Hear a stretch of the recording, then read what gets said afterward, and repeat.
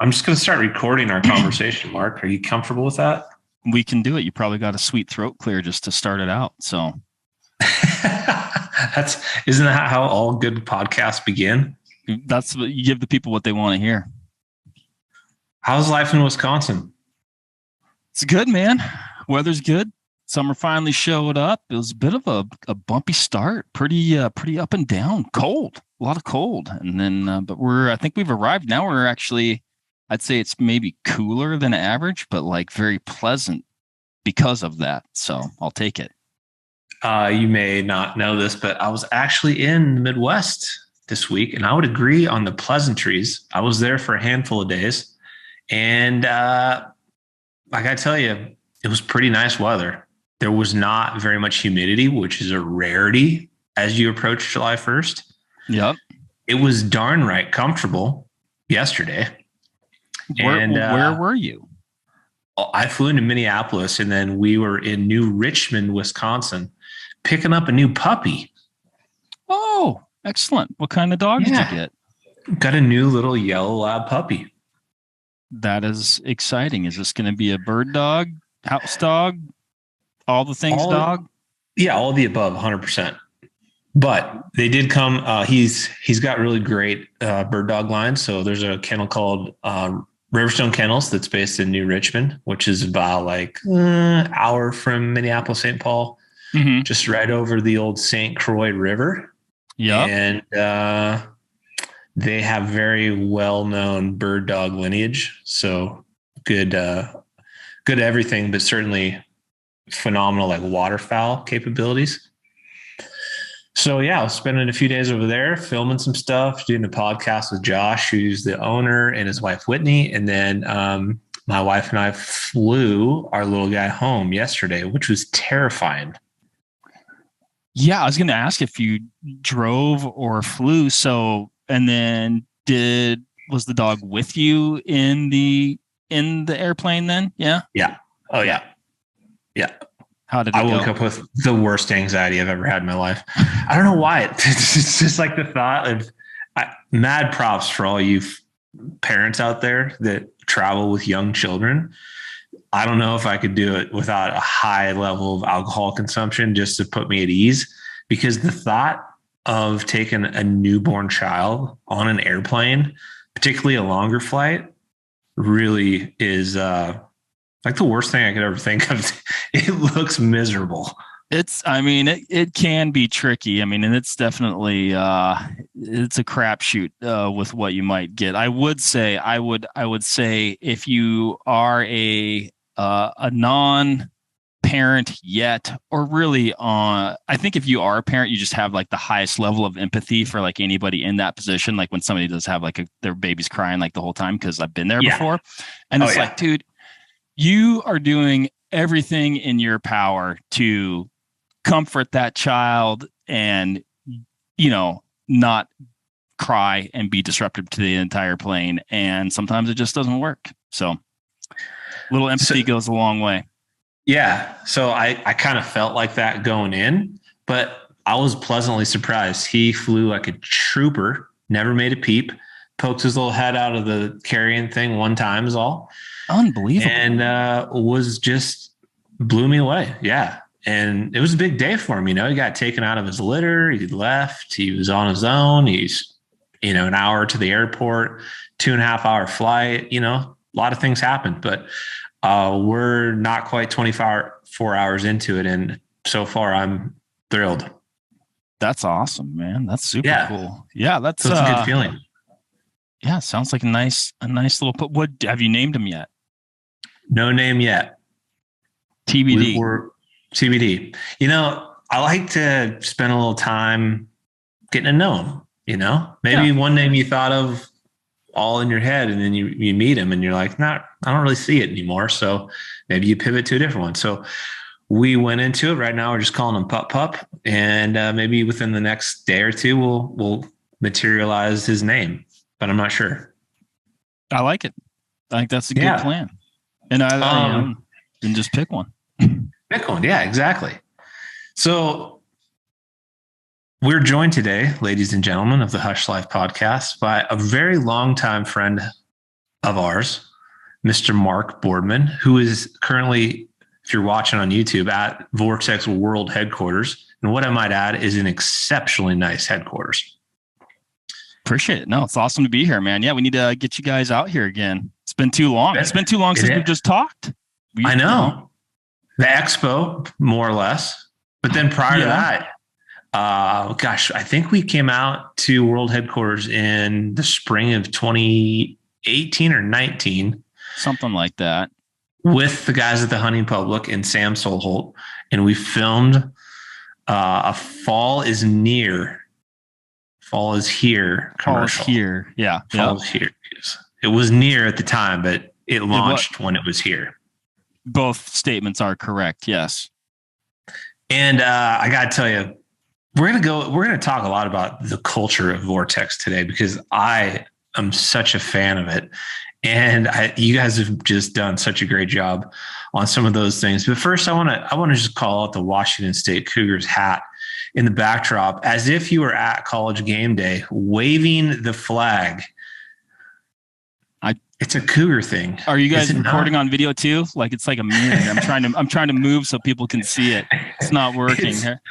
There's something about you Cougs. You just always gotta be waving the crimson. I slipped that there probably a couple of years ago and nobody said take it out. So I just, it's just a nice little it's just a little reminder, for everybody out there.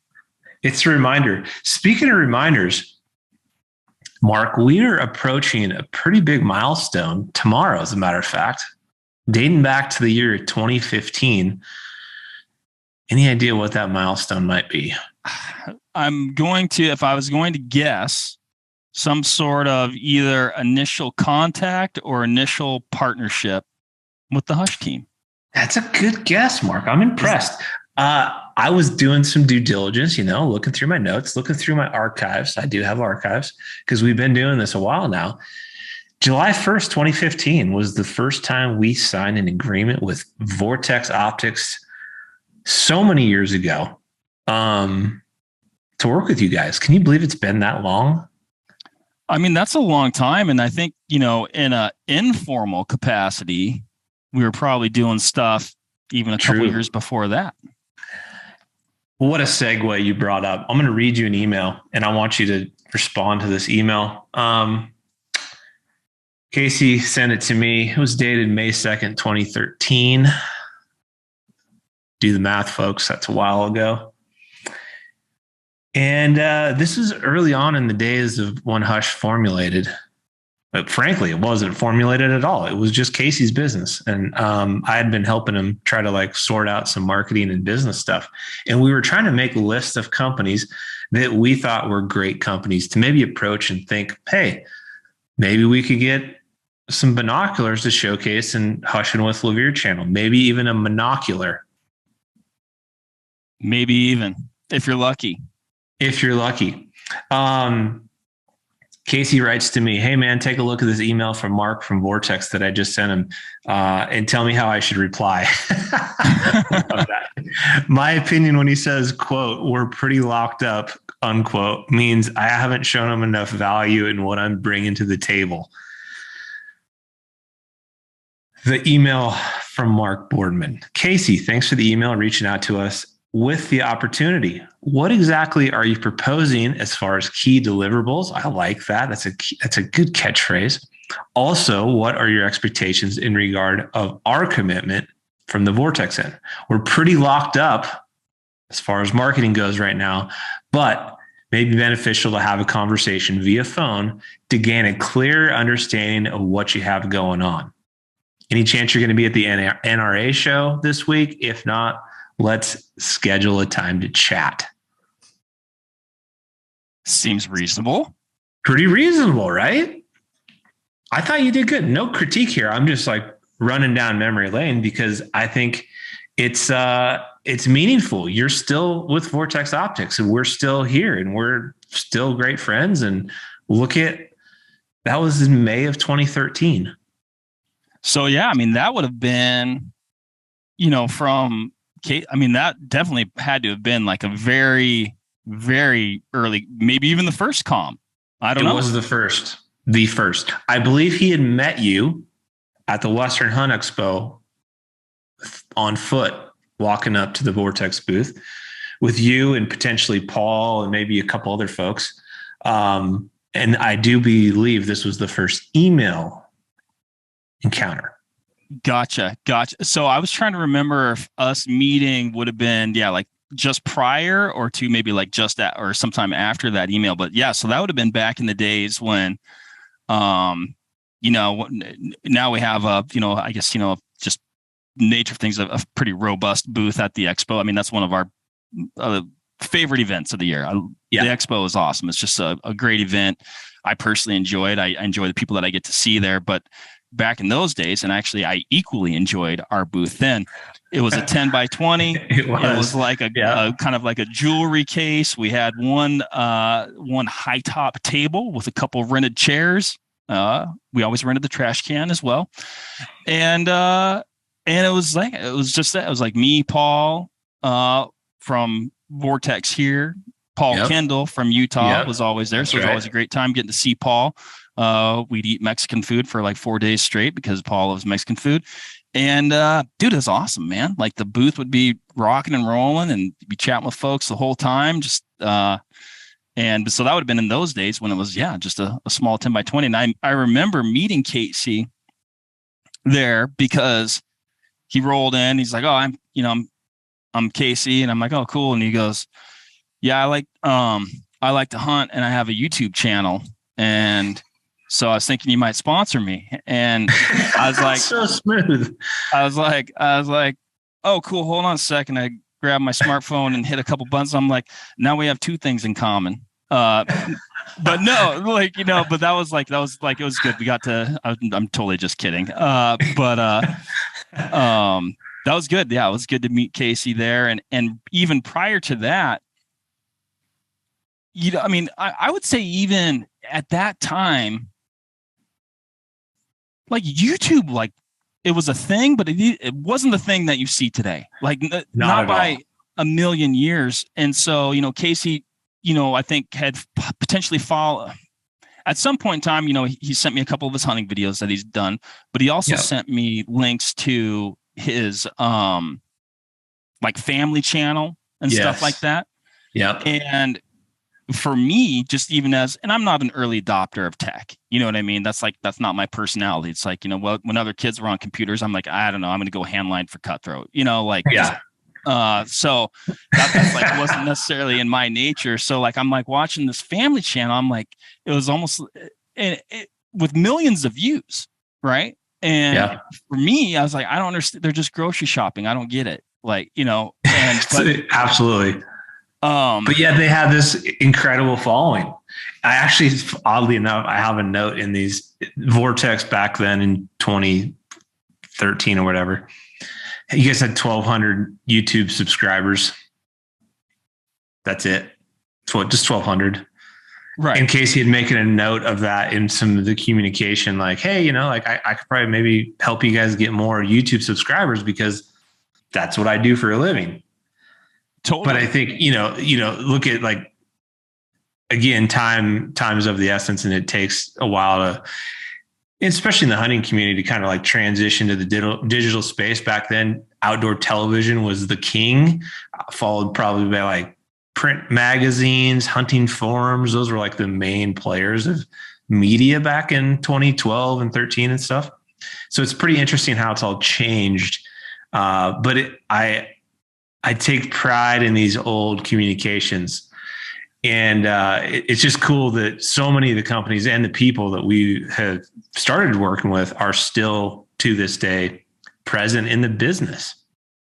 Yeah, I mean, for sure, 100%. And I think, honestly, like looking at, what, Casey had going on there and just trying to like decipher like what, like I don't even think the term YouTuber I don't even think that was a thing, right? And vlogging was like super crazy. Like that was like a foreign concept for me. Like probably the first time I saw it was when Casey showed it to me, right? Yeah. I'm like, what are these guys? But then you could see like, okay, it's like, so what's the there's obviously some magic here, right? There's a lot of magic here. Something is going on, whether I understand it or not. Something is going on here, and it's pretty big. Sure. Yeah, he did well on the family side, but your reaction was such of every person we presented the idea to in the hunting space. Like, okay, there's something going on there, but how does it translate to hunting? Because right now, again, like TV and print, it was the place to be. So those early years were a lot of what we experienced. Like, man, do they see maybe the vision that we have in our head through Casey's experience with his family? And it was a challenge to like get brands and businesses to believe in the idea of YouTube, but then more importantly, to like be able to budget a fraction of the little spend over to what we're doing, because they have it pretty well tied up, locked up in other places, or locked up, Brian. That's the official term. I was going to go double check my quote. You guys are pretty locked up, but that's the common objection for any salesperson, right? Like, well, I'm good right now. We're taken care of, or I'm locked up, or what have you. So it was a process that took a lot of years to kind of slowly build trust and build relationships before we got to that date of 2015, where we're going to celebrate an anniversary of our relationship tomorrow. That's amazing. And I think part of that is like, and you might even hear that in that email. It's like It's like, okay, like, I don't want to be unfair and create some sort of like false hope or something, or lead somebody on perhaps. Sure. Right. Yeah. But you also want to hear more, like you want to understand it more. Cause like I said, like, not necessarily fully understanding it. And you're talking about those early days of like, TV's king and this, and these more at the time established content distribution platforms. I think the difficult thing to wrap, at least for me, somewhat around my head around with YouTube, is that there weren't any gatekeepers, right? It's like, well, anybody can just do it. Like there's no filter, there's no vetting process necessarily, which, looking at it now, depending on the person, the platform, their content, the quality of their content, how they're doing it, their brand, are they a match for your brand? But like, if those things line up, the fact that there's no gatekeepers that's the secret of it. That's actually the good part, because people who have these amazing talents, who are creative, who have a vision, their only limit is themselves and how hard they want to work at it. Which, if you go back to previous to something like YouTube, and frankly, a lot of just any social platforms where people are like user generated content now, there was a huge barrier of entry. If you wanted to have a show on Sportsman's Channel or Outdoor Channel, well, you better have a lot of money, to the tune of oftentimes, hundreds of thousands of dollars, to produce a show on the channel. And then the goal would be you would have to sell advertising space through those commercial breaks against that to recoup and hopefully make some money. Yeah, you're getting a lot of sponsorship dollars just to hit zero. So you're in the red a couple $100,000 to have a TV show on the network. And oh, by the way, who knows what time the network is going to put your TV show out there? Like, you might get the Tuesday at 3 a.m. time slot. You're certainly not going to be getting prime time like several brands got, right? You can think of those kind of legacy shows that you watched growing up or whatever. They were probably on Thursday night at prime time, and those people were in a different category and class than your typical guy or gal trying to put on a TV show. So just to break zero, you got to sell all the ad space against your existing show and hope that you end up in the positive, and then depending on your negotiation skills or your relationship, maybe you were able to make enough money to actually put something in your pocket, because that doesn't even take into account like paying your production team or your editors or there's a lot of costs to go into it. So it was a huge barrier of entry for people to go create hunting content. And then over time, what happened is you started to see like the same cyclical type of content over and over and over and over. And it kind of just became not necessarily a true representation of what a lot of us felt when we go hunting with our friends and our family. There was a difference there. It was, there wasn't a lot of failures showcased. It was predominantly successes. Certainly the whitetail space was much larger than the Western space on television. And it just wasn't representative to, I think, what so many of us felt and knew. And that has certainly changed with the ability to be your own individual producer on a YouTube or whatever other platforms now, which is great. It's the pendulum has really taken a swing from since 2013 until today with the way that content is consumed. And it's that was kind of like the belief we always had early days. And the only reason we had that belief was because Casey and his brother and family were able to kind of test it in mainstream markets like the family vlogging, and they saw great success with people becoming very well connected to the vlog style of content, kind of feeling a different level of emotional connection than maybe what you'd see on TV. And so we always hoped and thought that, man, what if we were able to duplicate that in the outdoor place? Would we have a similar result? And we didn't know at the time. We just had a hope and a feeling. But that was essentially the pitch we were giving to various companies like Mark and Vortex and several others. And our goal was to handpick companies that A, we liked the product. It was a good product. B, we liked the people. Like those two factors, and see that like we made a commitment early on too. We didn't want to just go chase sponsorships for money. And you unfortunately saw this a lot in TV, where one year somebody would be with one particular brand, and then maybe the next year they're with a competitor brand, and it was nothing more than a financial decision. So we wanted to never really get into that. And I'm pretty proud to say, like, we haven't done that for, been very tried and true to the companies that we were fortunate enough to work with. And we've walked away from a few because either that product or the people thing kind of changed, but we have stayed true. And like, there's some really like legacy brands we've worked with forever. And Vortex is one of the first.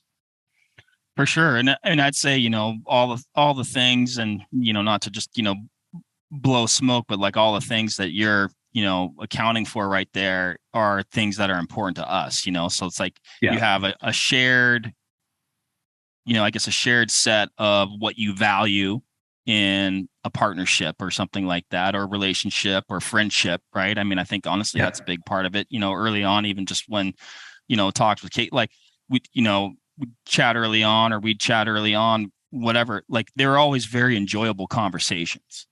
There wasn't like, oh, well, I think probably the front end of it was just like, oh, what have you been up to?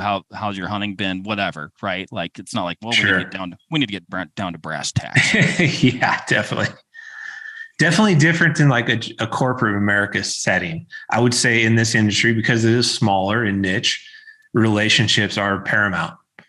Mm-hmm. And, if that isn't, it doesn't matter what kind of analytics or production you might have. If you don't have a great relationship and there isn't that level of trust, there's a chance that you're probably not going to be as successful comparatively to somebody who has just a really great personal relationship. They become friends. They trust each other. And I think that certainly is a little bit different within the hunting space compared to maybe what you'd find in a typical like sponsorship environment. Yeah, I was going to say the exact same thing. I think we're lucky in a lot of ways on both sides because, we sell, hunting, shooting, optics. You guys are creating hunting content. You're passionate about, hunting and the types of products that you use to, engage in that activity. And like, we're both passionate and care about those same things. So you automatically, like I always say, like, if you're a hunter and you go to like a party and you don't know anybody, like you kind of see, like if you find the other hunter in the room, like you guys are joined at the hip, like it's like Did we just become best friends? 100%. So I think we're lucky in that regard because you start out with almost like a bond or a brotherhood in a lot of ways, and that's going to depend on, the person or the entity, I mean, there's definitely variables at play there. Well, that's not always going to be the case, but I'd say probably more often than not, it is. Most certainly. What, you've been with Vortex for a long time. How did you get into the outdoor and hunting industry? Because there's so many people that we have met throughout the years that reach out to us that are really interested in cracking into the industry, like doing something that there's passion behind, right? It's more than a job. You love to hunt, fish, be outside. Like, why wouldn't I want to work in that industry? Walk us through how you kind of got started and where your initial breakthrough came. So, yeah, and I guess it's probably just by, a little bit of a grind and some luck. And like you said, sometimes, who or a relationship, like we already covered, graduated from Washington State. Go Cougs. Go Cougs. But when I got, just my entire lifelong hunter, lifelong angler, just always very curious about like every facet of it, like not necessarily like a singular focus, which I always say it's probably prevented me in some ways of being great at like I'm an awesome bass fisherman, or I'm an amazing whitetail hunter. But I love trying new things. Like I was like, my family fished, nobody fly fished. I'm like, I want to learn how to fly fish.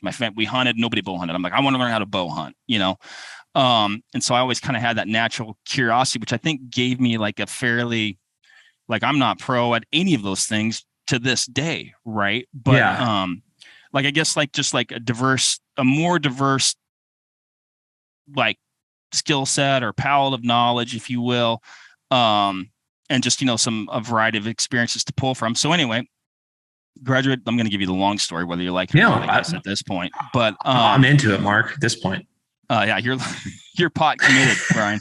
But yeah, finished up school, like obviously passionate about the outdoors. Got a job at an Orvis retail store, right? Like that's not like some crazy like prestigious position in some ways, but it was fly fishing and I was interested in it and got to sell fly rods and talk to people about fly fishing. And while I was there, I did kind of like try my best to immerse myself in that world. I'm like, okay, like while I'm here doing this, like all I'm going to do is fly fish actually. Like, and like, I mean, steelhead fishing in Washington, like, it's hard enough, let alone trying to fly fish for the darn thing. So, but I went, whenever I went real winter steelhead fishing, which I wasn't like, I didn't even know a lot about fly fish for winters, but that's what I did. So anyway, I had that job. It was great. Got an opportunity at Outdoor Emporium in downtown Seattle. And it was killer, just an outdoor store. I always thought it was, to this day, one of my favorite jobs. Great people, awesome culture. Just like it was like a bigger outdoor store, but it was just like a very good old boys feel to it, if you will. And yeah, we just had awesome customers and sold again. It was almost like a miniature big box store, I guess, or like a smaller big box store, marine department, fly fishing department, hunting department, big fishing department, a lot of salmon steelhead stuff. And then eventually got an opportunity at Cabela's, and this is kind of where it goes via a real good buddy of mine, Mike Scobie, who I met him at a local firearms and archery shop that was close to my house in Washington. And so like I would see him there, and then I actually met him, or then he actually gave me a lot of really good hunting spots around the Pullman area. And so anyway, we were just buddies for a while. I was working at Outdoor Emporium. He'd actually gone to work for Cabela's in Sydney. What's Mike's history? Because he's pretty well known in the industry. I don't know him personally, but I've heard his name all the time. So, I mean, it's going to be more, probably there's a lot more to it than but I'll give you the cliff notes that I know. Like, like I met Mike, he was working at a retail store, kind of like how I started out. And then he went to go work for Cabela's, doing like, it was kind of like, editorial based, content based, for the internet department, which actually at the time when he started there was a brand new department. And then actually, eventually when I started there, it was still, relatively new as well. I mean, the internet at that time, that probably would have been so when I got there, that would have been 2002, I think. Like e-commerce and things like that were still in its infancy, right? Infancy. Yeah. Like I think they'd just really gotten a website not that long ago, right? Yeah. People were still saying, questions like, well, would you be comfortable buying something off the internet? Things like really, that. Yeah. So, pretty much right beyond the .com, era, right there, right at the forefront. Yeah. And so anyway, he called me up and he's like, dude, there's a copywriter position open in the internet department. He's like, I think it'd be a really good opportunity. It's a good company. I think you should try it, And I'm like, and I was literally doing everything I could to like not get the job, which sounds like crazy, but like I loved the West Coast. Like I enjoyed my job as a retail job, but I loved it, right? Like I liked people, I liked the work that I was doing. And had a fairly serious girlfriend at the time, and I'm like, you know what? Like, I appreciate you reaching out, but like, probably not. He's like, well, just talk to this other guy, So, had a phone call with a guy. His name was Mark as well, and of course, we kind of did our phone interview, and it probably didn't hurt that when he called me, we're down fishing buoy 10 for a week.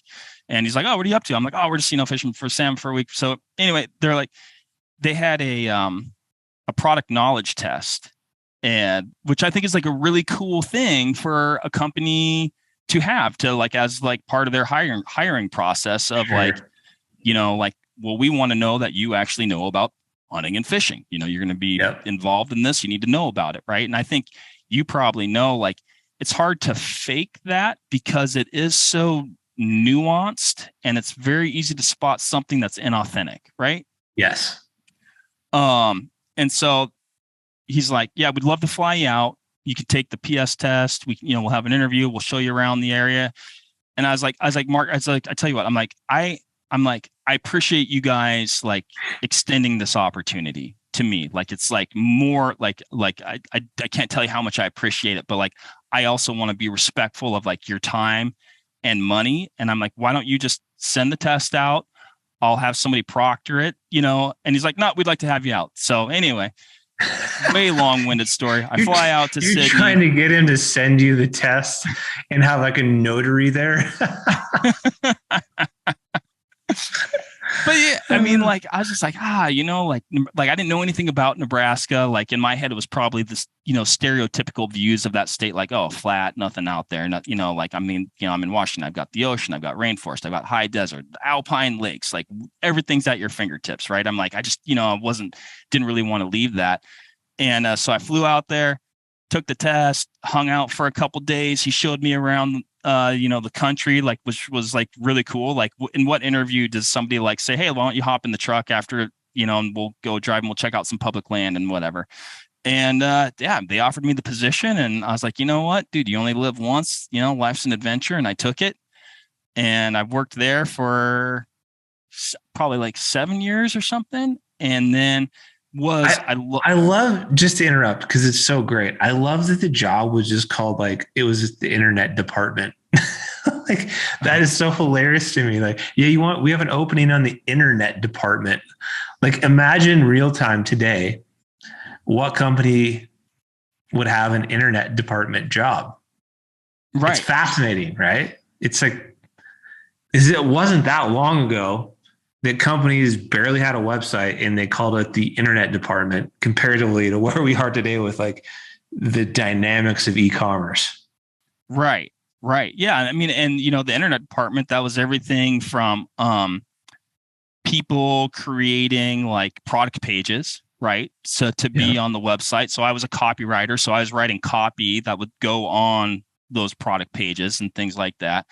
And then you had IT was part of the internet, like, like it was kind of everything all encompassed. And then you had, Mike's side of things, which was the content side of things. Like they were trying to create like, interesting and informational content, which looking back, really forward thinking, in my opinion, to like essentially be engaging in content-based marketing at the time. Yeah, absolutely. So yeah, it was cool. And yeah, I was a copywriter there for a number of years, ended up in the marketing brand management department doing media relations with some great folks up there.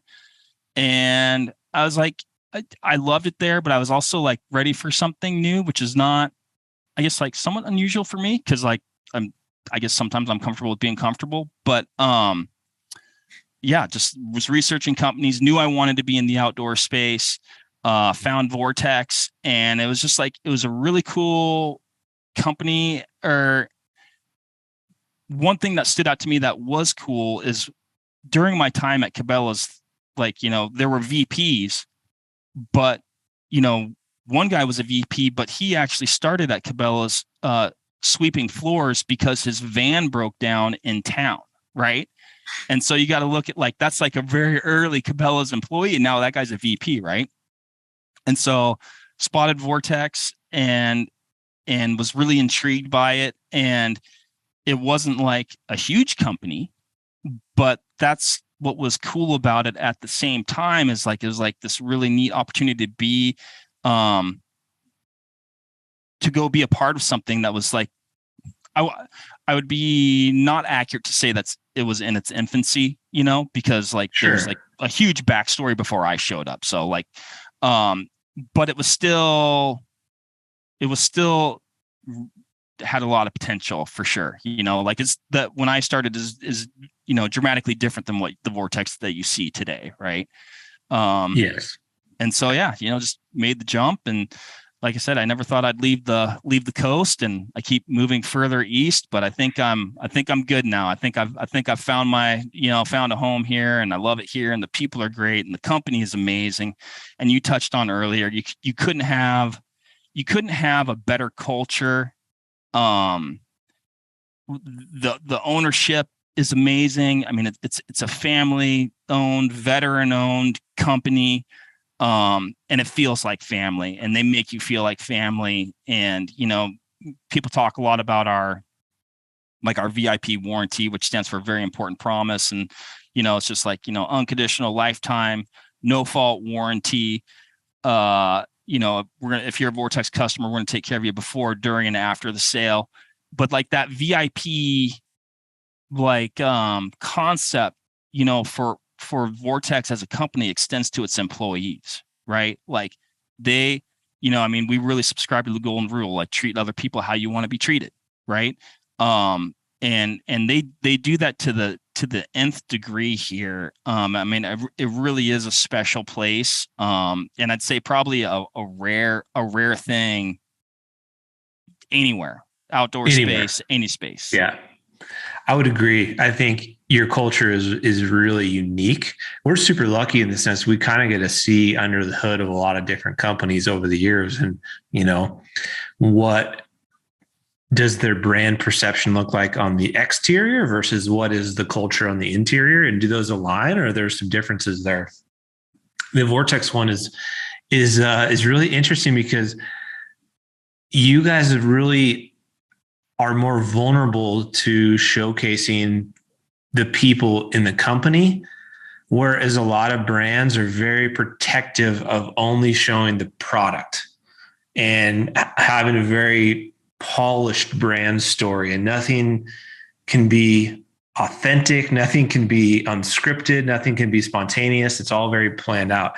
And I would say at Vortex is just like the opposite. You guys obviously have great, product marketing and brand awareness and things of that nature. But what really stands out, particularly if you guys follow them on Instagram, and if you are not following them on Instagram, you're really missing out on some hilarity, because the culture and what you guys share over the years, this is not a new thing. This has been going on for a long time, is so funny, and it's so authentic. And it's literally like, I feel like I'm watching like an episode of The Office or something, with the inner workings of various personalities that have kind of come to light over the years.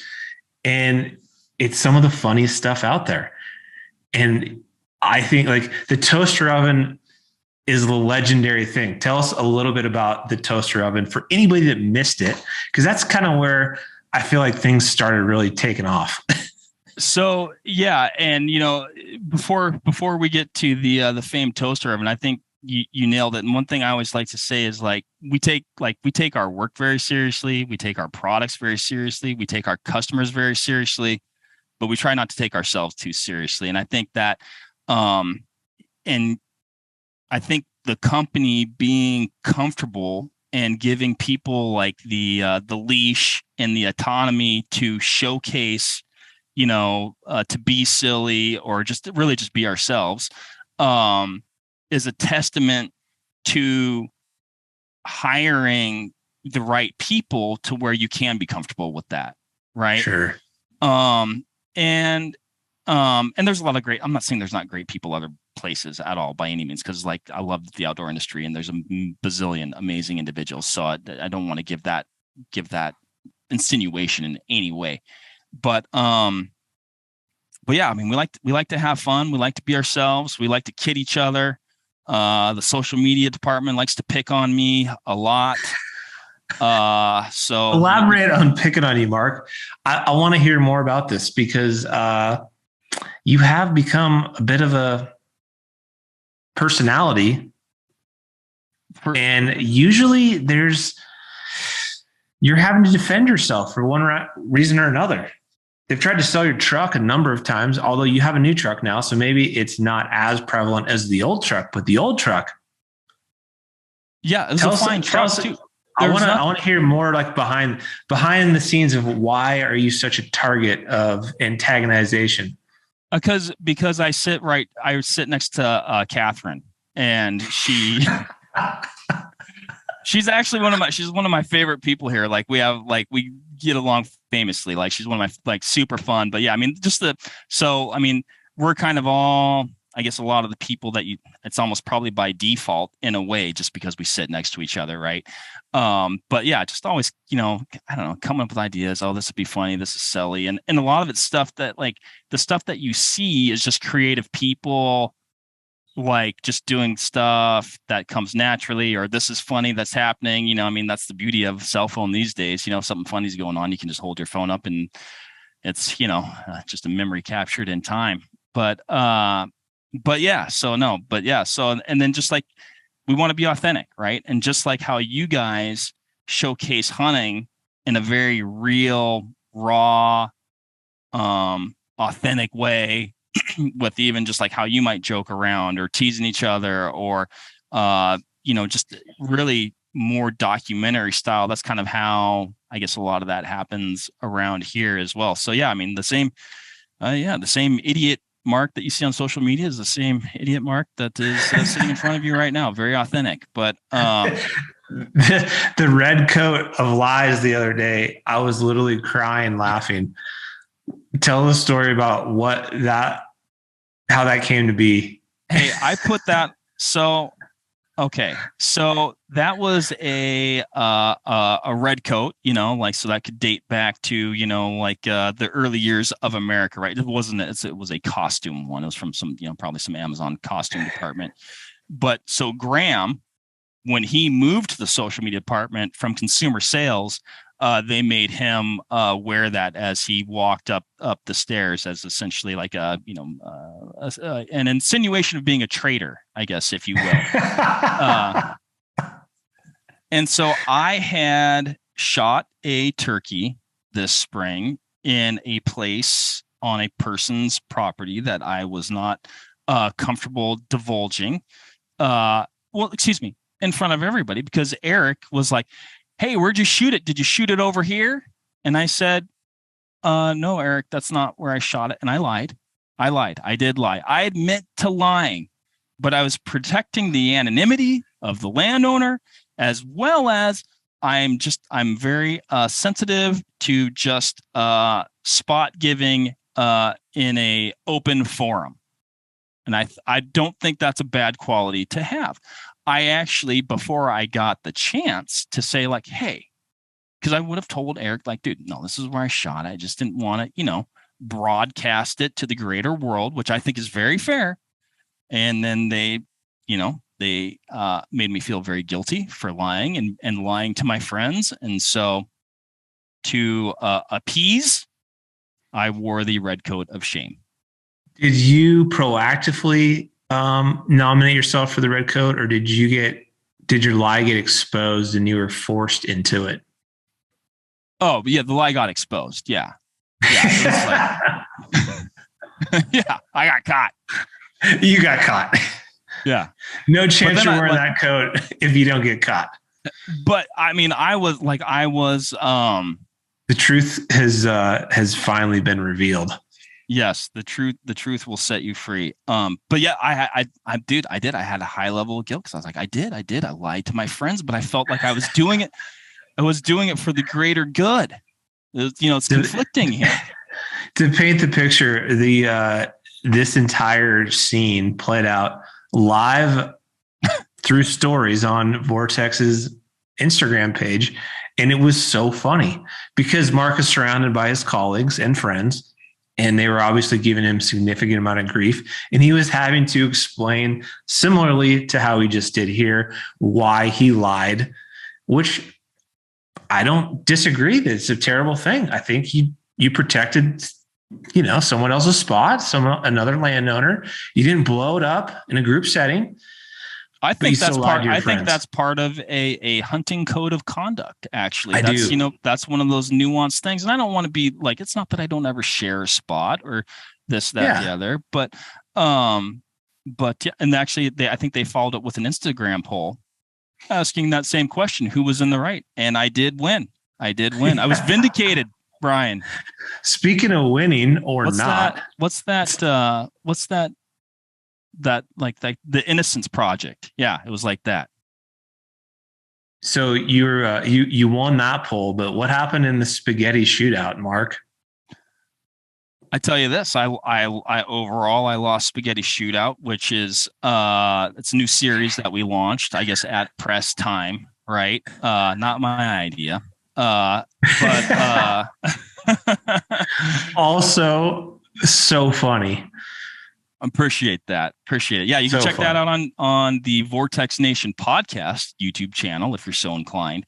But yeah, that was kind of the brainchild of actually really in a lot of ways one of the owners of Vortex, so like just kind of like, oh man, I really like this concept, and like I think it'd be cool if we did something like that. And it was really almost like serendipitous because at the almost simultaneously, like we were, kind of like trying to brainstorm potential new concepts, and some of those new concepts were like in line with that. And so we just kind of married it up and, walk people through what it means. What is the spaghetti shootout and what could they expect to see if they go watch that?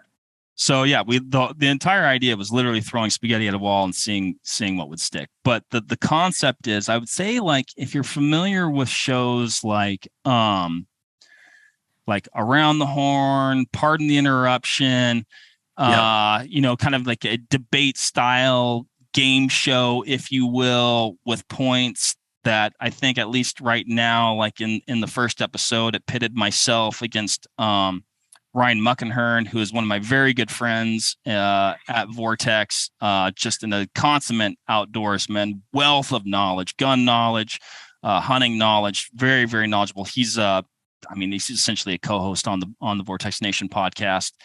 So just a very common guest, Jim and I pepper him with questions. He has the answers, and that's how it works. So there's 5-question format. They ask us both the questions. We give our arguments. Jim awards points, I would say, at random, at his discretion, sometimes without rhyme or reason. And at the end of the day, somebody wins. Which also, might I add, takes away points. Yes, you can lose points. Yes, and I lost a lot of points. The first battle, Mark, you were doing well, but your cheat sheet really came to haunt you. Yeah, I'm not an organized person, but I do like if we're doing a podcast, like I like to have at least a note sheet of kind of some bullets that I want, helps me organize my thoughts, make sure I don't forget anything or something like that. And I had some of those notes, Ryan didn't. He was just speaking, off the cuff, which is probably I would say, admittedly, more the spirit of what it should be. Very impressed by Ryan's responses, might I add on record, considering he had no bullet points to consult with, Yeah. But nothing against you, Mark. I probably would have been just like you. I would have been wanting bullet points because I work off that better. But yeah, it's a great format. It's very much on par with what you'd see on ESPN. Everyone involved so far is just so funny, and the back and forth nature and the friendship is really what you can tell. The camaraderie you guys have as a group makes it next level. But again, it's just so different. It's outside the box. You would never see an outdoor company do that, but yet you guys do that, and it does so well.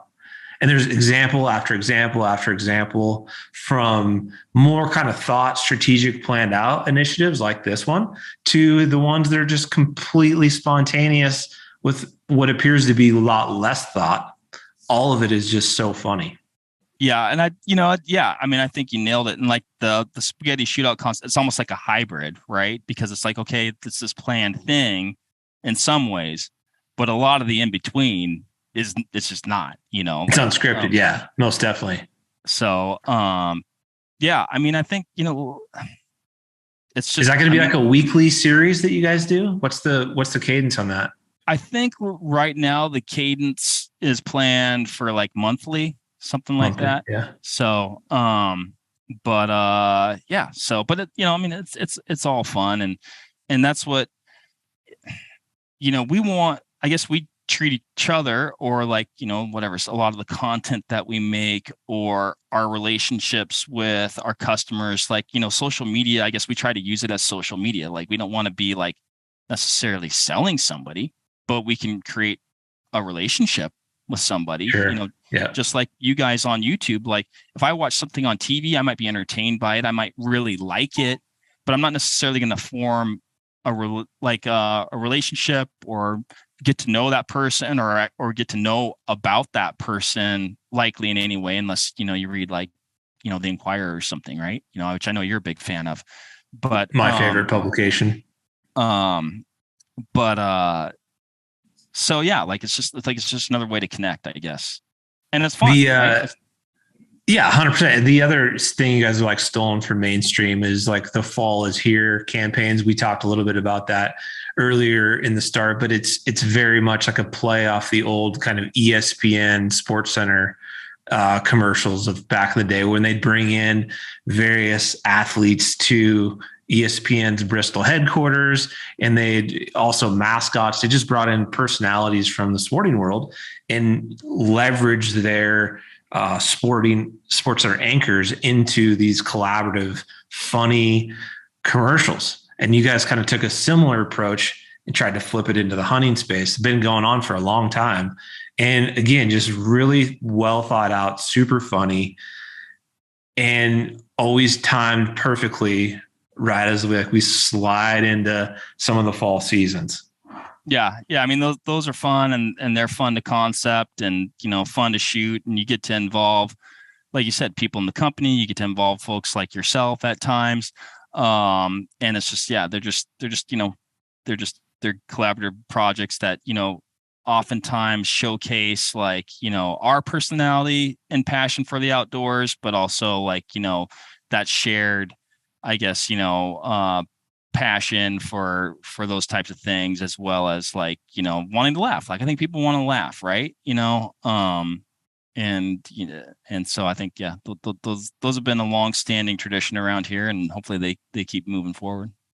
I mean, it's one of the greatest things we've ever been able to be a part of. We got to do one with the guys of the Hunting Public, also Sam Solholt. It was so funny filming it because it's a very well done production. Like, they got like sound engineers, several camera guys, lighting people. Like, it's a very different than what we're accustomed to doing, but that's also what made it fun, because all of us that do the YouTube videos or whatever used to pretty much be on camera, but these are more like scripted things. Like, hey, I need you to say this, read this script. And so that was a disaster for all of us that are terrible at any kind of script reading. That was super funny. And then just having all these different personalities. Aaron Warburton from the THP was he's like phenomenal calling with his mouth, his natural voice and mouth. And so he was doing turkey calls, like owl hoots, coyote. I mean, he can make all different types of noises. He just had our entire group of people rolling, laughing, as well as like the production team. But the finished product was pretty neat how it all turned out. Certainly a highlight though to be a part of one of those campaigns for the fall. For sure. No, it was. And like, a lot of that stuff with Aaron and the joking around and stuff, like that's what makes those projects so great. I'd have to go back and look at it and see if any of that actually like made the final production, but it was sure fun in between. Like you said, people are laughing, rolling, joking around. You guys are being silly. We're being silly, like it's good. It is good. What do you got going on for the fall coming up? Man, pretty packed actually. So maybe not as packed as you guys, but gonna go hunt Kodiak for blacktails. So that'll be really cool. So gonna go do that up in the Alpine in August. Have you done that one before in August? So not on Kodiak. I've done POW once in August, and admittedly, like that was a very challenging hunt. We flew into an alpine lake and just the terrain was pretty gnarly. We had some pretty gnarly weather, a lot of tent time. But to this day, like probably like one of my favorite hunts because of that. And I'm not saying I'm like some sort of like crazy badass, like, oh, I need a suffer fest to have a good time. Like that one definitely, like it challenged me, but like I also like, it was also like still one of my favorite hunts of all time. So going to do that on Kodiak. So that'll be great. Going to try and chase elk with the bow in September.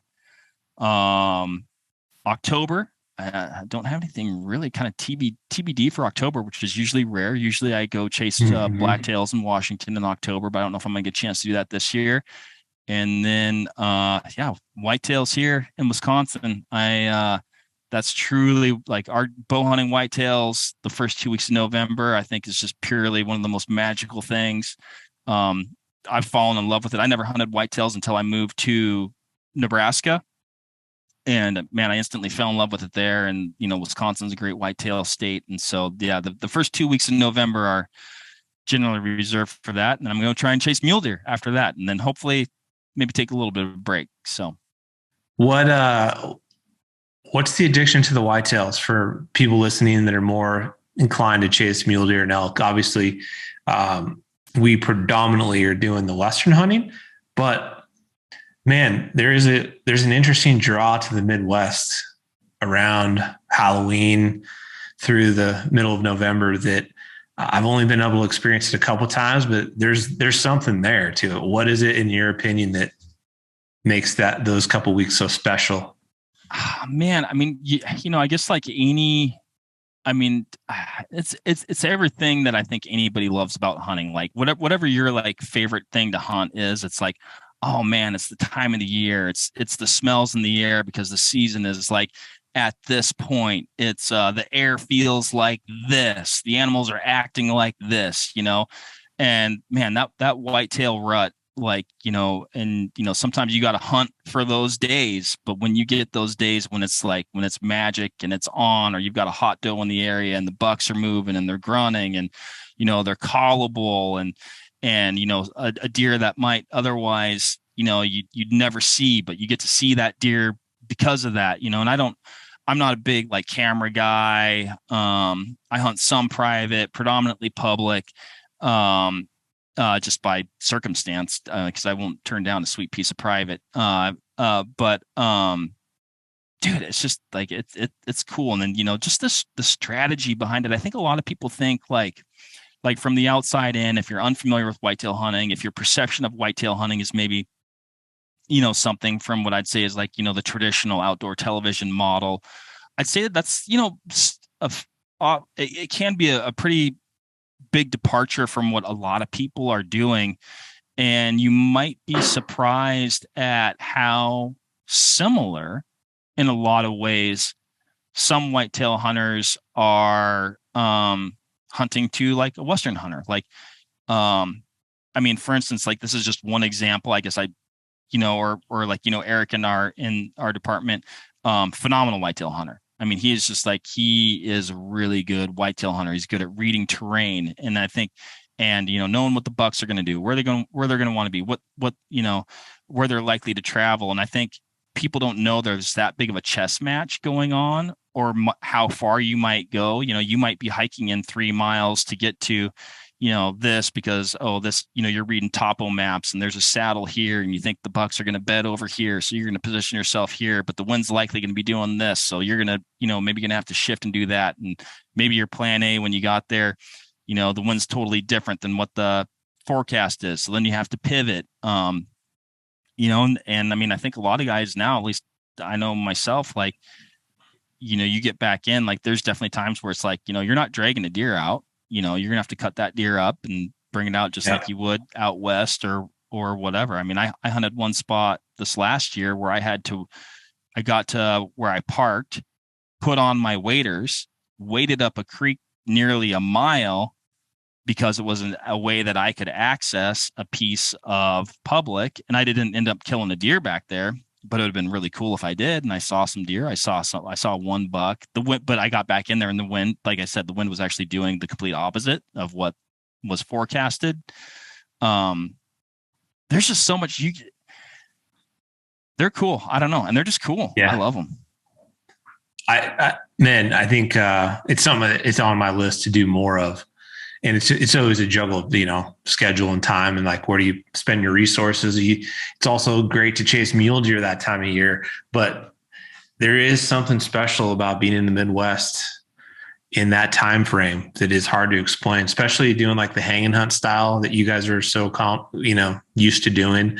You're not necessarily sitting on a food plot and an established tree stand that's been there for 20 years. Like, you're moving around and playing that strategy game and doing the best you can to kind of outsmart these little deer. And the other thing, like, when we came out, we also did a little turkey hunting that trip. And I was surprised at the topography of parts of Wisconsin that I bet a lot of people wouldn't necessarily recognize, but it's certainly like much more terrain variation, topography than you would have expected, elevation game, a lot of opportunities to get 3 to 5 miles back on a piece of public, and have to earn it. Like, you're not dragging one of those big whitetails out from that far. That's a fact. No, I mean, yeah, you'd kill yourself. And I think I love tree stand hunting. Like I do. Like, I think some people like just the thought of it and being that, static for so long. I don't know, man. Like, I like trying to figure out where you're going to be. And, you can definitely obviously move throughout the day. If something's not working, it's like, let's bounce. Right. But you kind of push your chips in a little bit, at least for a while. And just that elevated perch and being able to, you kind of become part of the landscape, Yeah. And then once the woods calm down, like, you really get to observe nature in a really cool way. And then when a buck does come through, like, I don't know, man, just being up there. I mean, that's trying to pick that hole where he, trying to get, hopefully he stops, or, you have to stop him in that hole, because usually it's, super thick and you can't just shoot everywhere. And I'd say that's a lot of reasons why you do have to use a tree stand, is because you just wouldn't get a shot otherwise in a lot of places. I mean, there's people are very successful hunting from the ground. So, but I mean, a lot of the places I hunt, you have to have that elevated perch to be able to kind of shoot down into those holes, Have you transitioned to the saddle game? Are you kind of tree stand guy still? I'm a believer that there's room for both. I don't think it's an either or. I think they are both amazing options, particularly when you get, like, if you're trying to hang and hunt, you get stands like, Lone Wolf custom gear stands, which are, they're lightweight, they're packable, you can get those back in pretty far. I've used a regular Lone Wolf climber for a lot of years. A lot of people aren't climber guys. Like, I love a climbing stand, but maybe that's why it's kind of what I started with and what I know. I personally like, it's fairly lightweight. It's fairly packable. you got to have the right tree. You know, you can't have a tree with a lot of limbs. You know, in my opinion, like or at least where I hunted in Nebraska primarily, and a lot of the places that I hunt here, you actually could get a climber up. I like that there's no steps. You get in, you shimmy up the tree, get in your harness, boom, you're done.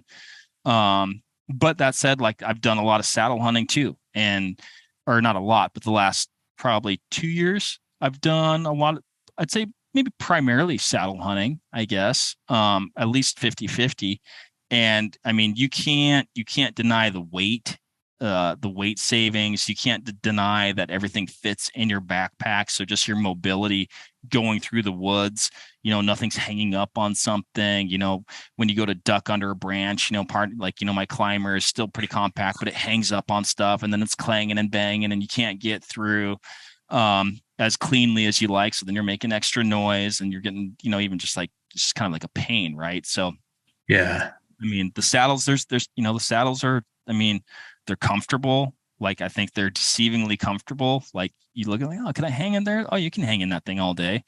The more I hunt out of a saddle, the more I do it, you know? So yeah, I like it, but I think it just depends, you know, like if I had a piece of private that I was cultivating and I was like, you know, managing and I could put stands wherever I wanted. And I was like, maybe less of a, you know, bouncing around, like I probably would just hang some stands there, you know? Sure. So yeah. That's the beauty though.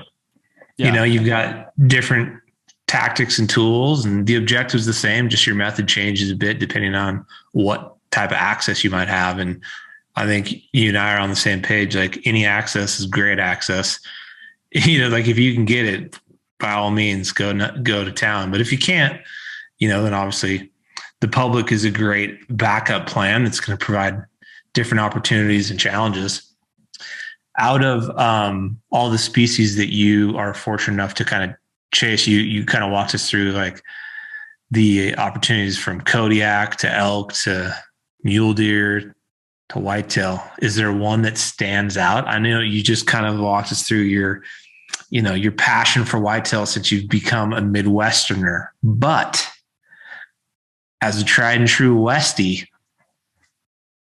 do elk take the cake? Okay, like this is a very tough question. This is a very tough question, actually. It shouldn't be.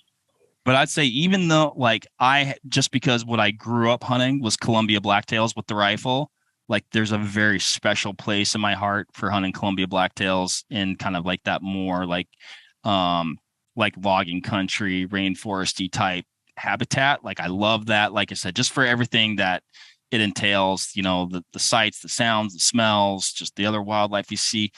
But whitetails they're pretty amazing critters and they are fun to hunt. And I'll throw in, because I can't make a decision.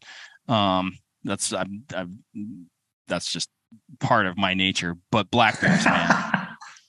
Black bears, I love hunting spring and fall black bears. Like, and I don't know, like, you know, I'm going on that insane blacktail hunt this year. It's going to be absolutely amazing. Like, going to be like a lifelong memory adventure.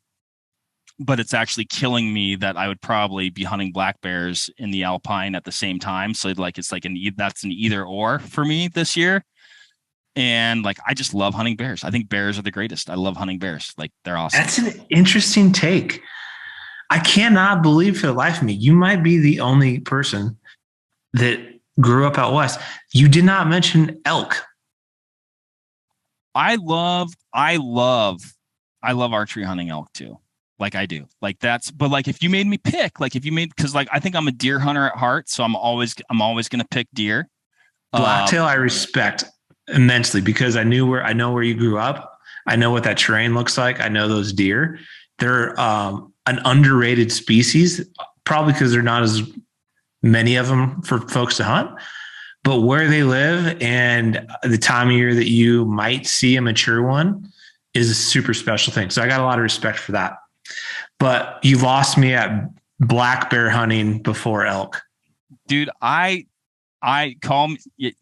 weird. Like if you like, I just think they're the coolest animal. They're cool to eat. I like the fact that in some states you can be hunting with a rifle in August. I think is like one of the greatest things on earth.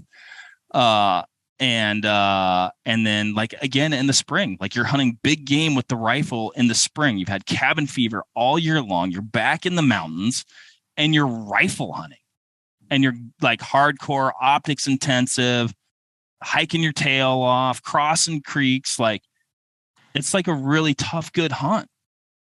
I would agree. It is the timing of hunting spring black bears.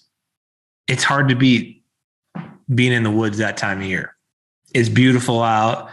You know, the elk are grazing on the hill slopes. Like, depending on how late in the season, you got maybe some newborns dropping. Like, could be beautiful country. Spring flowers are out there, no doubt. But man, September, elk screaming still is gonna. That's your number one. It's got to be above that. Has to be. Has to be. So, okay. So mule deer, whitetail, blacktails, black bears, elk. That's your number one. I'd say archery elk is number one. Be just simply because of the vocalization and how much fun you can have without filling a tag, even if the elk are talking and you just have the opportunity to like be within that 100-yard radius of their presence. I agree. That is very special. That's why I said this is a tough question. And it is tough. Like I do like they're all so special and so cool in their own way, like in their own unique way that like it's hard to compare one against another. Like, well, this one's there. It's like they're all great. If we just did a spaghetti shootout, Mark, I'm positive you would have lost points on bears. Probably. Good. More for me. No doubt. I think, yeah, it's a tough thing, man. I don't know. It's also fun because they all offer such different stuff, you know, different times of the year. And you mentioned it earlier. Like, I feel like I fall in this category too. Like, I feel all of us do. Kind of a generalist, you know, I'm not the greatest at anything. Even as a kid growing up, I always changed my interest in sports. Like as the seasons changed, the kids these days that play like soccer year round blows my mind. I would get so burned out of one sport the entire year. It was so enjoyable to be able to like, oh, it's, you know, summer, we're playing baseball, fall, time to play football. You know, you just change the seasons. It's similar with hunting. Whatever hunt you're on at the time is pretty dang enjoyable and probably your favorite at the moment. And then you transition to the next hunt and you're like, not going to lie, man, this one was also pretty fun. Whichever one you're on is the greatest. Dude, I mean, you nailed it. It's like you get done with any hunt, you're like, that was the best hunt ever. And then you go hunting the next time, like, no, wait, no, that was the best hunt ever. Like, it's just the one, like they're all like, it's just so cool. And, you know, if you do a little research and if you got the time, right? Like, I mean, you can like, which can be a problem for like your marriage or something like that, but you can hunt year round. You can. Know? Like, it's crazy. Like, it's awesome. We had a debate on a podcast a couple of weeks ago, you know, debating specifically elk and mule deer. I love that you introduced bears and whitetail. Like, what is the superior species? Because there's a big amount of people, although I would say smaller than the elk folks, that are tried and true mule deer only. Literally, like, we had multiple people even message us on a social media poll that we did. They were like, elk are the dumbest big animals in the world. No challenge whatsoever. Mule deer all day, every day. And we both know several people that are in the community of hunting that are, you know, you're aware of them through their own personal brand, or maybe they have a business or whatever, that are very hyper-focused mule deer guys. And that's kind of it. Like, nothing else matters. Maybe they do some bear hunting. They're not doing whitetail. They're definitely not doing elk. It's like mule deer and bear, maybe a sheep or something, but you know, that's it. I couldn't live that way. Like, I just feel like, well, yeah, I mean, that's also part of I've got severe FOMO. So like, whenever something, like if something's going on, like I want to be doing it. And I'm acting like I hunt all the time. I don't, you know, I mean, I'm a pretty regular dude. Right. But, like, just like, if I didn't hunt spring bears this year, actually, like as passionate as I am, like just like timing and this, that, the other, like it kills me that this is like, I mark this down. It's like, that's 1 year of my life that I didn't get to do that, you know? And like, just missed opportunity. Yeah. That's the challenge with being hyper focused on one species is you don't get to go to Kodiak and experience like how unbelievable that place is, you know, and yeah, it's a different subspecies of deer. They're not mule deer, but they're so fun. And then you have the dynamic of seeing like a true like Kodiak bear, which when you see them in person, it's hard to like put your arms around what that creature is walking in your vision. They're so ginormous. Yeah, you know, I'm like, okay, if I don't see one actually, but yeah, I think you'll be safer there in the summer because a lot of the bears will be lower, like in the like going after fish. Whereas in the winter months, like when we were there in November or whatever, and we saw 6 in the week we were there. One big male at like 300 yards, and that was like, we're good. Yeah, you pull that thing up in the Vortex spotting scope and crank her up. Holy smokes! Yeah, you're like, he's coming at us. Oh wait, no. It definitely changed our plans of where we were planning on going because we were glassing at a buck deer, trying to turn him up that was right in the vicinity. And we immediately decided, well, let's go ahead and find a new one. Cause that guy was on the hunt for something and it's just an impressive species. But the point is like, if you're only just a singular species person, you're going to miss out on the experiences of some of these other cool hunts. I'd love to do the spring black bear hunts in Alaska. Like you got to be prepared because you have to put in really early and then it's like a really long delay to hunt them. But that looks just fantastic. You know, sitting in a tree in the middle of the Kansas or Wisconsin or Missouri in the fall, you got to try that like at least once in your life because it's special. It's different. High country mule deer in the velvet, man. One of the most neat things you can be a part of. Very challenging, but there's just so many different variables. And then by all means, you know, I think everybody has aspirations to call in a bugling bull to bow range. And man, yeah, if you only picked one of those, you would really be missing out. Yeah, I mean, it's tricky, you know, and then each one of those things, like even if you are, you know, have a more singular focus, like it's not that you won't get to see amazing landscapes, like you said, because like a mule deer in the high country during the early season is a very different animal and in a very different place in November, right? So then you've got the same, you know, potentially actually the same deer. You could chase the exact same deer. I'm not saying that's likely to happen necessarily, but let's say it did. You know, in the high country, and then have a hunt that's really like the polar opposite just a few months later. You know, and bears are the same way. Like, you know, you could hunt black bears in Arizona in August when they're on the prickly pears, which I've always wanted to do or see or try. That's going to be nothing like a coastal hunt in Southeast Alaska. Yeah. Same animal. So then you're like, you've got, you know, not only do you have all these species that you can chase, but you can chase these species at different times a year with different weapons. It's quite overwhelming, Brian. It is. There's not enough time on a calendar, certainly in marriage, to afford those opportunities. But if you are a younger person and you're listening and you're single, live. Get on going, get on out there. Go see some of these things we're talking about. They're there. Just takes a little time, a little effort. Just go dirtbag it.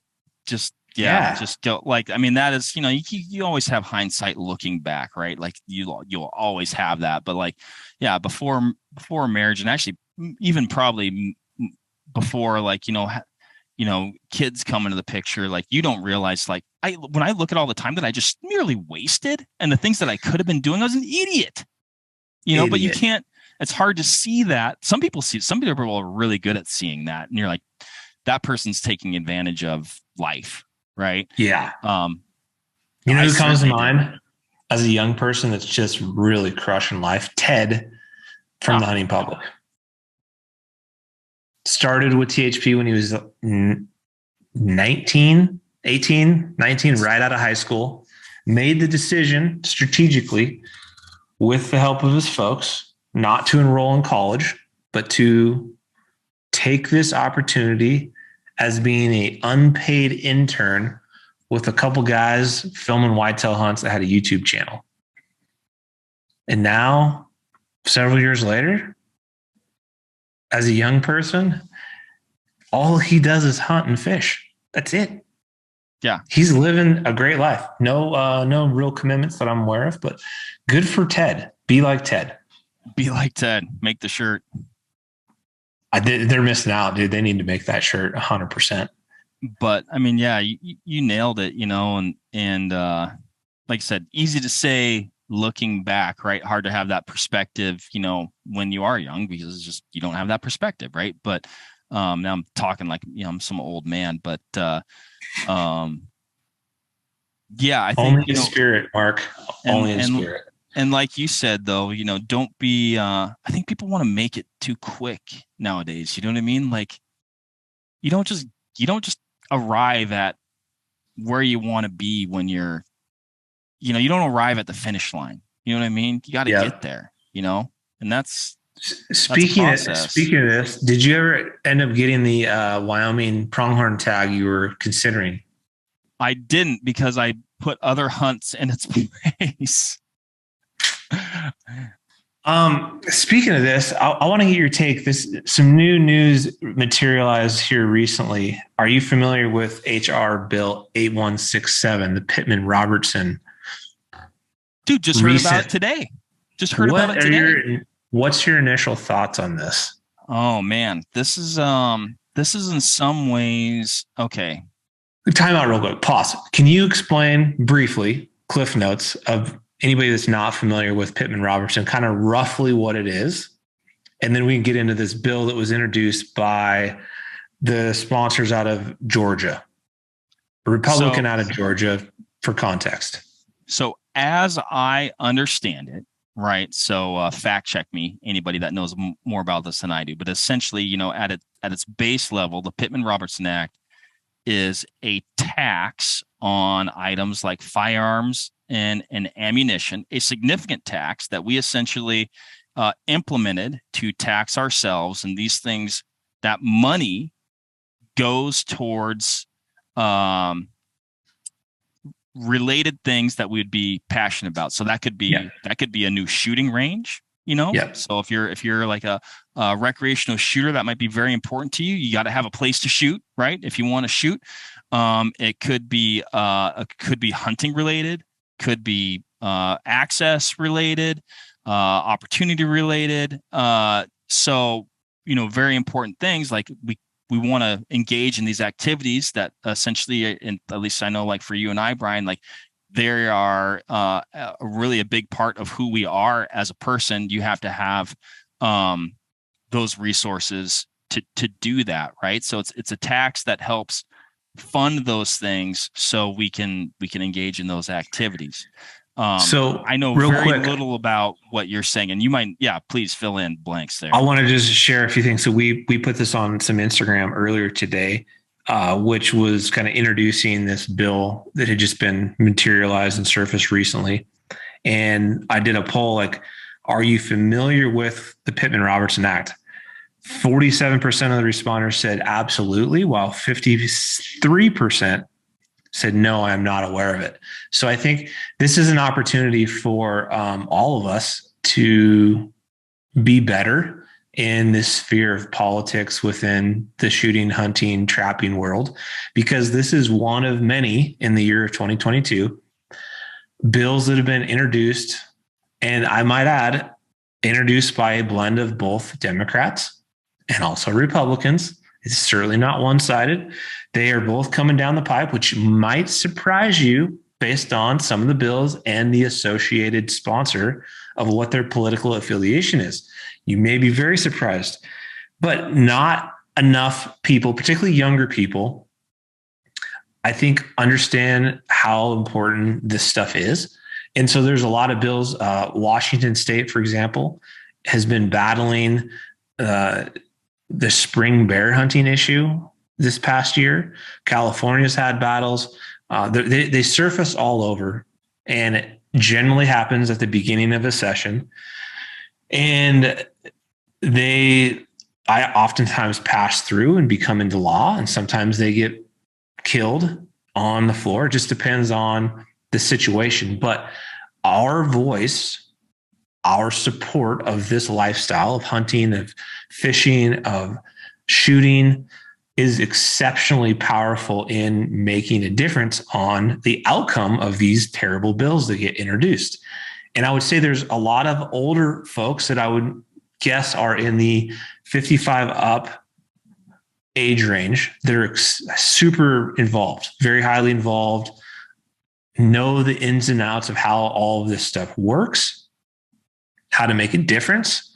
And then I would say there's a big portion of people that are a little younger than that have a moderate amount of understanding and interest.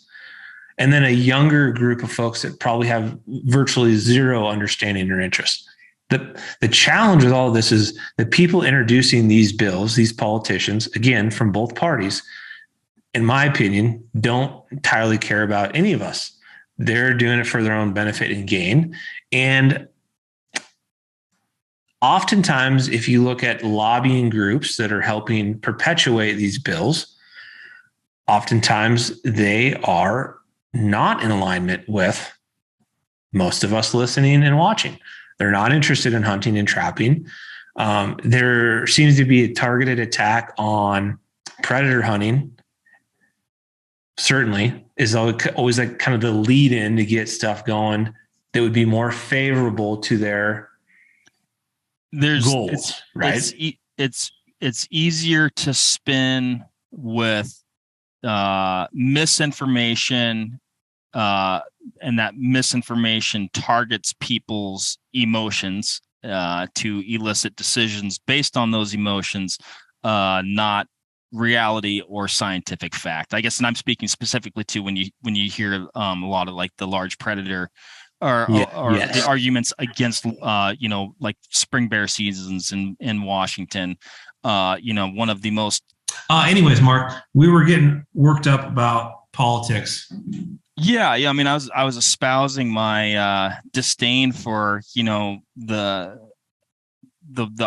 way the arguments get made, against generally large predator, yes, game management, spring seasons like the Washington State one that you've got folks who are making an argument not based on any sort of scientific fact. Yeah. Carrying capacity, recommendations by the DNR, right? I mean, you've got a DNR who we're paying to be experts, right?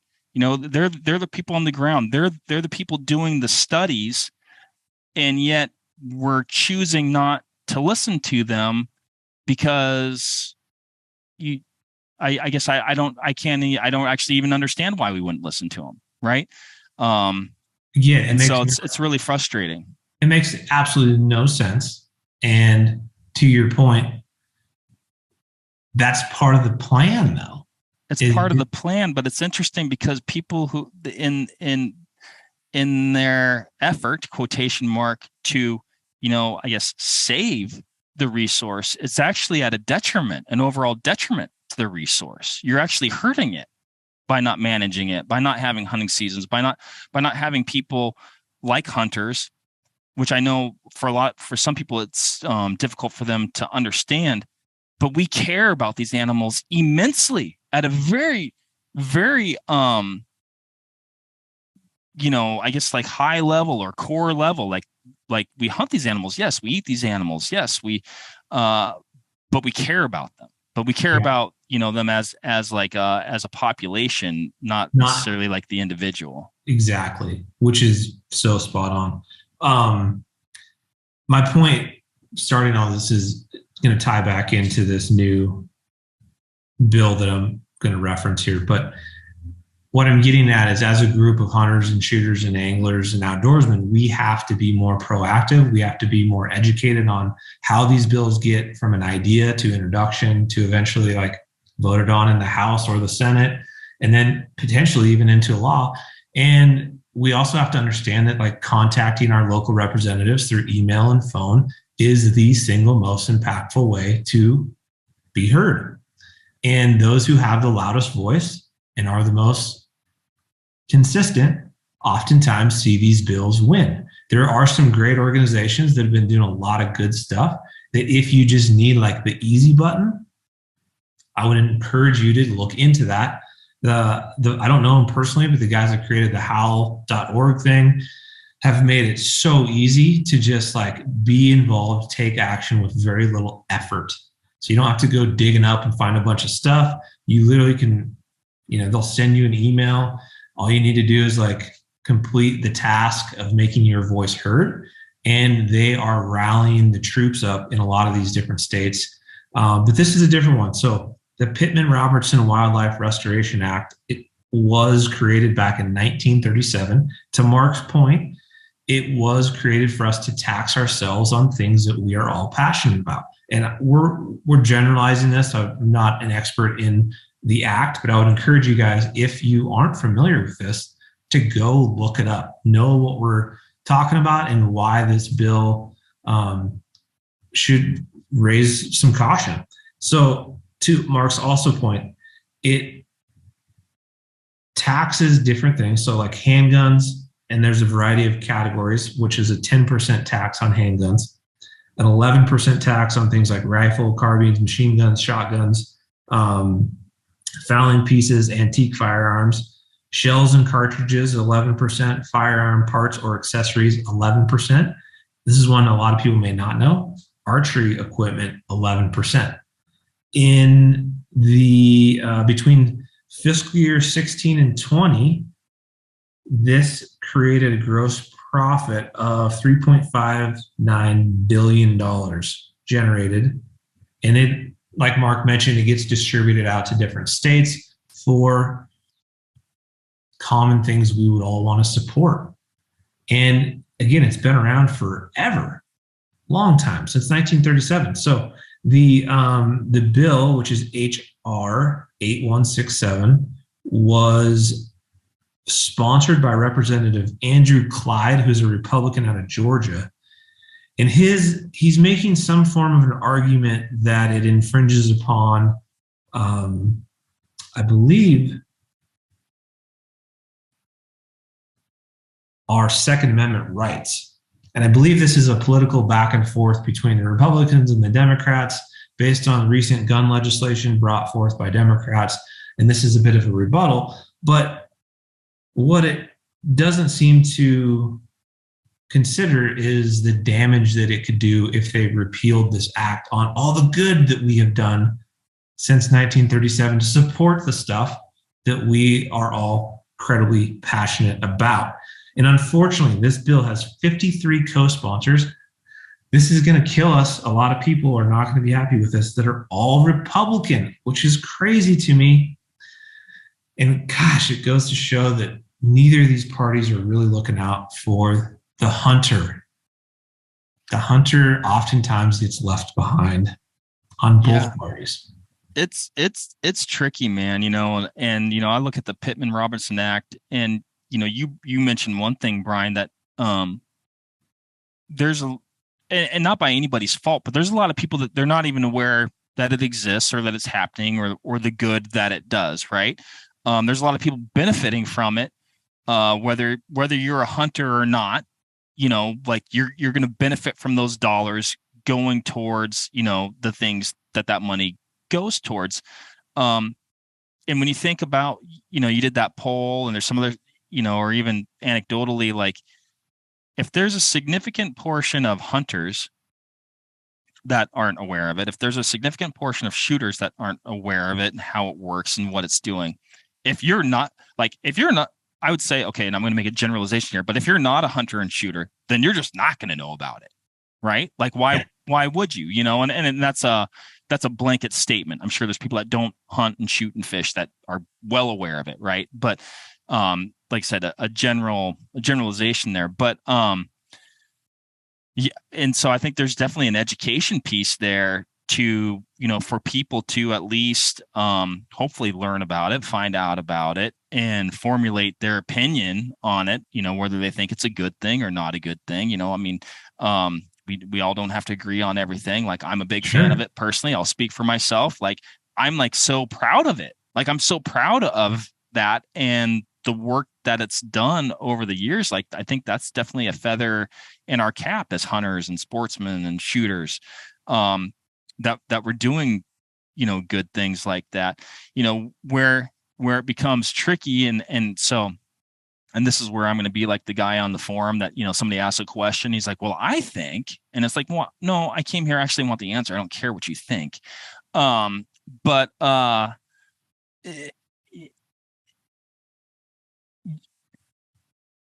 the little that I know about it. So let me preface with the little that I know about, I guess, the why behind it. So caveat everything I'm saying here is like, it's, it's been like saying like, well, this is creating a barrier to firearms ownership. Right. And so, and I could even ask myself, well, how would I, if they were going to introduce that today, if they were going to do that today, how would I feel about that? You know what I mean? Because like, I'm an ardent Second Amendment, supporter, right? So, which, to me, like, it's not about hunting. It's not about recreational shooting. That's not what the Second Amendment is about. And I'm fully in support of the Second Amendment. Vortex is as well, right? So like, I don't want to limit a responsible person's access to firearms or firearms ownership. Like, I don't want to limit that in every way. And I was trying to think of, like, for myself today, like, I'd have to weigh some things there. If you were going to introduce that today, I would actually have to weigh some things like, okay, this is benefiting all these things that I care about, right? But it is, yeah, it's just, it's an interesting, like, I'm glad it's in place, and I'm glad it got in place when it did. I guess I'll put it that way. I mean, here's the thing. I think we can say this about probably any law or bill that gets introduced. Nothing's perfect. There's always going to be opportunities to improve it and make it better.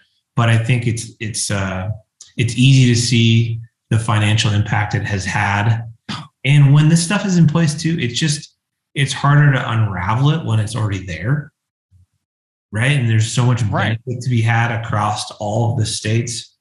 Well, and the fallout, think of the fallout. Like, I mean, the people are depending, on that money to do those things. Like, if you said, if you said, oh, well, yeah, we're going to do this, but then all the money comes from over here and it's the same thing.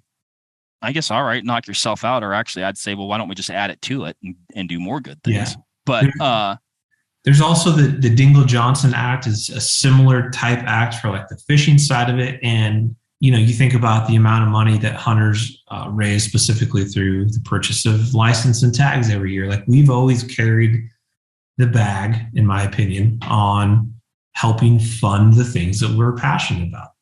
And hunting is conservation. I'm absolutely in belief of that as well. And to your point, Mark, we may not love the individual animal, but we are so passionate about the species that we're hunting. And I think I'm going to interrupt you here, but we also have like a greater understanding of actually how nature works, and we view ourselves as part of that system, not necessarily separate. And so I think that's like a perspective thing that's maybe a different from a person who doesn't hunt, because they are not, I guess, immersed in that, Anyway, sorry. I think at the end of the day too, like, if you're not familiar with any of these acts we're talking about or the bill itself, I could not encourage you enough to go do a little research. Now, it's going to take some time to go pull it up, but go read about the Pittman-Robertson Act, go read about Dingell-Johnson, read about the bill introduced by this individual from Georgia, and whatever you believe, just participate in voicing your opinion. I think the more critical thing is, to me anyways, is getting more hunters and shooters involved in the process. We're not always going to agree on everything, and I'm okay with that. I think that's healthy. There's a lot of friends and family that I have that we don't agree on every little topic, and it's all good, man. I still love them to death. I appreciate their perspective, but we just have to like get involved, become more educated, and make our voices heard. If you are not familiar with like who your state representative is, it's super easy. Just Google, how do I find my state representative? The government webpage will pull up. You type in your zip code and it'll literally tell you like, here's your people.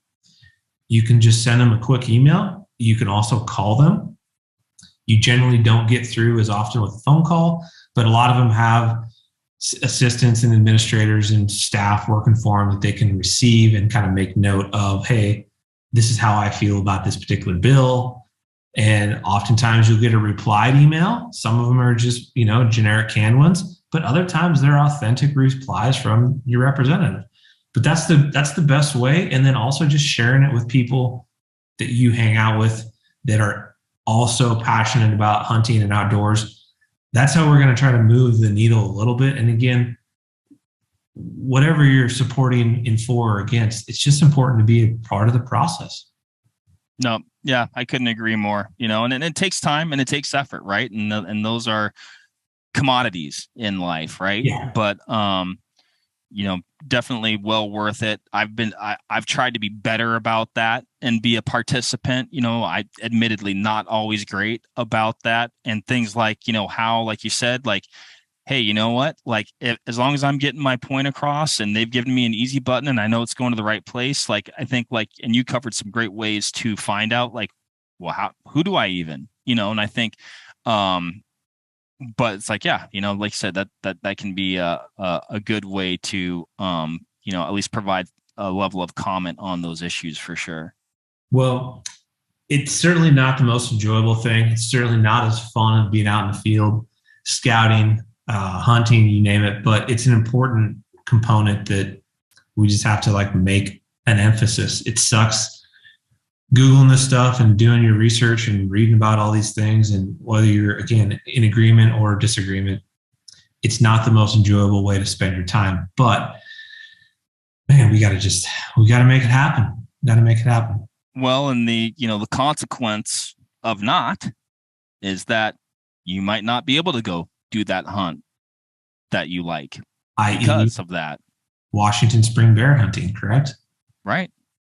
Yeah, I commented on that. I commented on that several times. Yeah.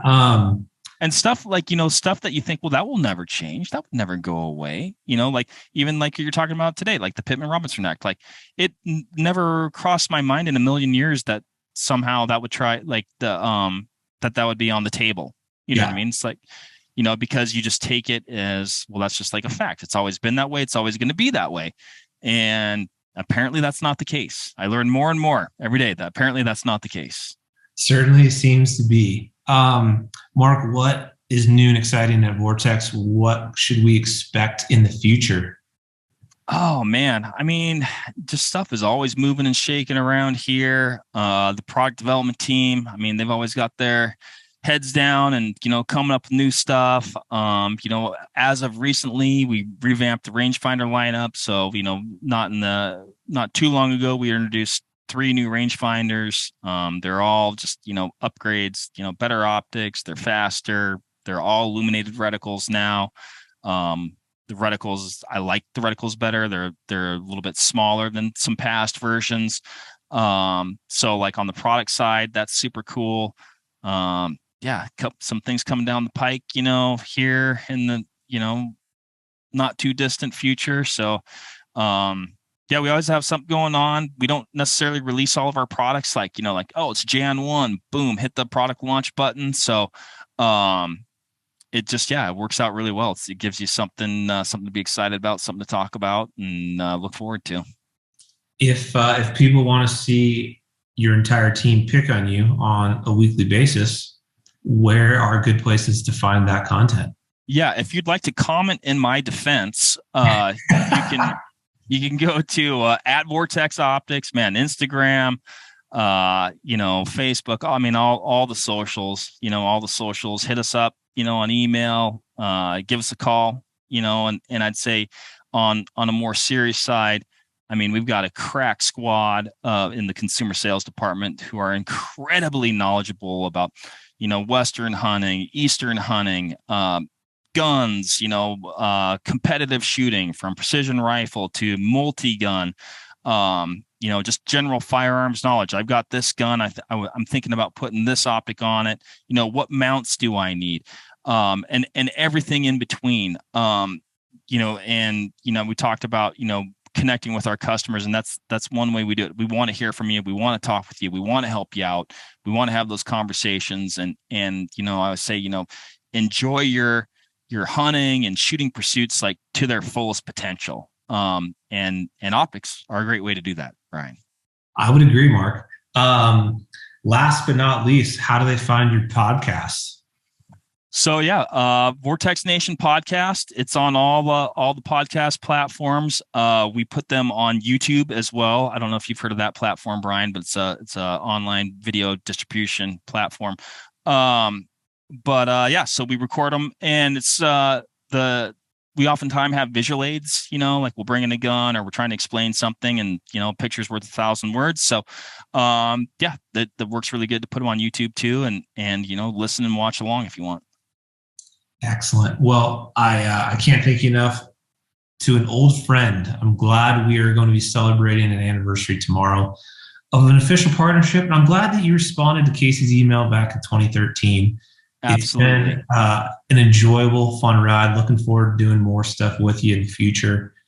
And I can't recommend following along the Vortex Optics Instagram page enough. They don't do it every single day, but many times in a week, you will find yourself laughing out loud at just the dynamics within the Vortex HQ office. No, appreciate it, Brian. And I will turn it around on you. Can't thank you guys enough for the friendship and the partnership. I mean, you guys are you're the OGs in the YouTube hunting space. Had a vision, did some very original things, pioneers, and I think, paved the way for a lot of people to, follow suit and make, hunting content and outdoor content on YouTube what it is today. So it's really cool, man. And you guys are always doing fun stuff on social, and you get what it's for, and that's awesome to see. So. I appreciate it, brother. That is going to wrap up another edition of the Hushlife podcast. If you are not already, check us out on Instagrams to @GetHushin, or maybe go visit our website, www.gethushin.com. We're always giving away new, exciting stuff. And oh, by the way, right now will be the final week to win pretty sick hunting trip with us at R&K Hunting Company right here in Utah. It is a $20,000 prize package. All you got to do is buy anything on our website. $1 spent, get you one automatic entry to win. We're going to be picking this winner here coming up by July 12th or 15th. And somebody's hunting with us this October for mule deer, one of Mark's favorite species. So make sure you get your name in the hat. Appreciate you guys following along, watching, listening. We will see you on the next one.